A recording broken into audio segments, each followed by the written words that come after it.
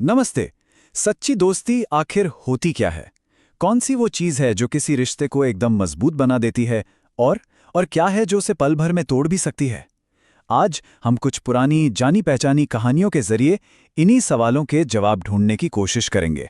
तो यहाँ एक सवाल उठता है कि दोस्ती बनाना ज्यादा मुश्किल काम है या उसे तोड़ देना? ये एक ऐसा सवाल है जो हमें उन कहानियों की तरफ ले जाएगा जहां हमें इसका जवाब मिल सकता है। देखिए, एक बात तो तय है, हर दोस्ती की परीक्षा होती है और यही मुश्किलें हैं जो या तो रिश्ते को और भी पक्का कर देती हैं या फिर उसे हमेशा के लिए तोड़ देती हैं। आज हम जिन कहानियों पर गौर करेंगे ना, वो हमें इन मुश्किल हालात से निकलने का रास्ता दिखाएंगी। तो आज हम 3 कहानियों के जरिए दोस्ती के 3 सबसे बड़े खतरों को समझने की कोशिश करेंगे। जी हाँ, ये वो खतरे हैं जो किसी भी मजबूत से मजबूत रिश्ते की नींव हिला सकते हैं। तो चलिए देखते हैं कि ये कौन से खतरे हैं और हम इनसे क्या सबक ले सकते हैं। तो सबसे पहला खतरा है ईर्ष्या और अहंकार, मतलब एनवी एंड ईगो। इसको समझने के लिए चलिए वरुण और धवन की कहानी पर चलते हैं।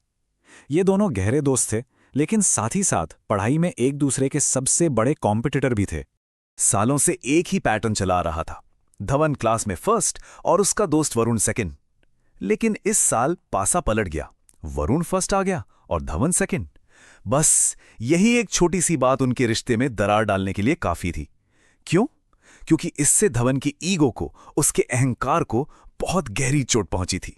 और इस सिचुएशन पर दोनों का रिएक्शन बिल्कुल अलग अलग था। एक तरफ धवन था जो गुस्से और इल्जामों से भरा हुआ था, और दूसरी तरफ वरुण जो बस दुखी और हैरान था कि ये हो क्या रहा है। यही पता चलता है कि कैसे ईर्ष्या एक दोस्त को दूसरे के खिलाफ कर देती है। धवन ने सीधे सीधे वरुण पर इल्जाम लगाते हुए कहा, तुमने चीटिंग की है, चीटिंग करके पहला नंबर लिया है। ये एक ऐसा इल्जाम था जिसने उनकी दोस्ती की नींव ही हिला दी। असल में जब ईर्ष्या आती है ना, तो वो सबसे पहले भरोसे को ही खत्म करती है। लेकिन फिर कहानी में एक जबरदस्त ट्विस्ट आता है।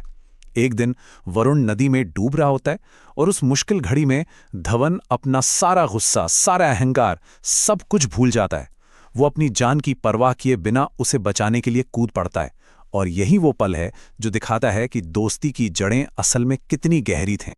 जब वरुण की जान बच जाती है तो वो धवन को एक बहुत गहरी बात समझाता है।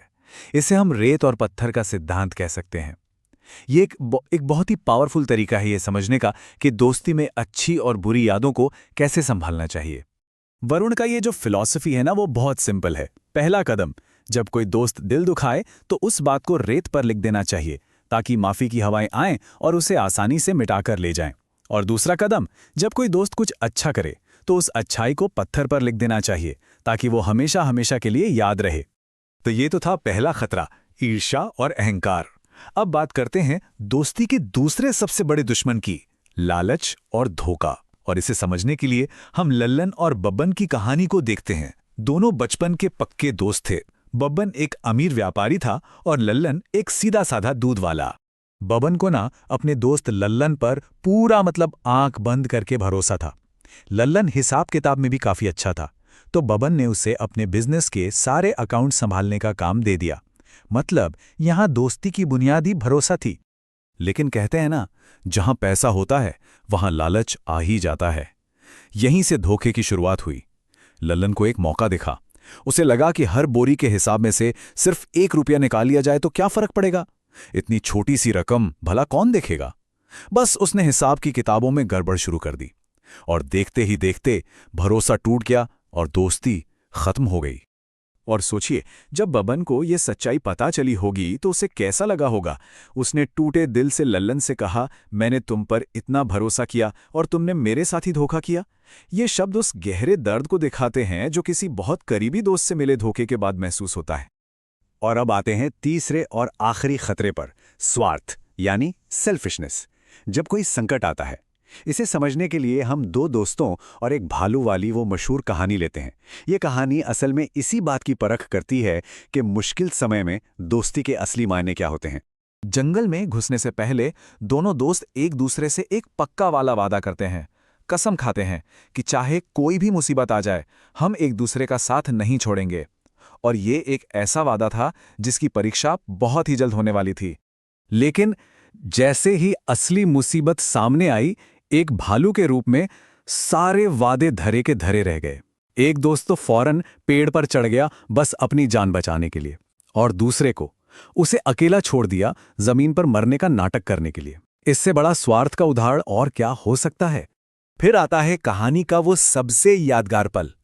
भालू उस दोस्त के पास जाता है जो जमीन पर लेटा था और उसके कान में कुछ फुसफुसाता है। वो कहता है, स्वार्थी दोस्तों से हमेशा दूर रहना। ये कोई किताबी सलाह नहीं है, ये वो सबक है जो सीधे उस खतरनाक अनुभव से निकलकर आया है। तो इन तीनों कहानियों से हम सीखते क्या हैं? चलिए इन सारे सबकों को एक साथ जोड़ते हैं और समझते हैं कि एक सच्चे दोस्त के सिद्धांत यानी प्रिंसिपल्स क्या होते हैं। तो देखिए, सच्ची दोस्ती के कुछ मजबूत स्तंभ होते हैं। पहला, गलतियों को माफ कर देना, मतलब उन्हें रेत पर लिखने जैसा। दूसरा, दोस्त की कामयाबी पर जलना नहीं बल्कि दिल से खुश होना। तीसरा, भरोसे को कभी टूटने ना देना और लालच से दूर रहना। चौथा, मुश्किल वक्त में स्वार्थी नहीं बनना बल्कि मजबूती से साथ खड़े रहना। और आखिर में, हर अच्छी बात को, हर मदद को याद रखना, उसे पत्थर पर तराशने की तरह। तो कुल मिला के बात यह है कि सच्ची दोस्ती सिर्फ पार्टी करने या अच्छा वक्त साथ गुजारने का नाम नहीं है। असली दोस्ती तो तब परखी जाती है जब हम ईर्ष्या, लालच और डर जैसी मुश्किलों का सामना करते हैं। हमारा रिएक्शन ही सब कुछ तय करता है। और आखिर में एक सवाल सोचने के लिए कि किसी भी दोस्ती की सबसे बड़ी परीक्षा क्या होती है? इन कहानियों के बारे में जानने के बाद अपने रिश्तों पर एक बार सोचना तो बनता है। हमारे साथ जुड़ने के लिए धन्यवाद।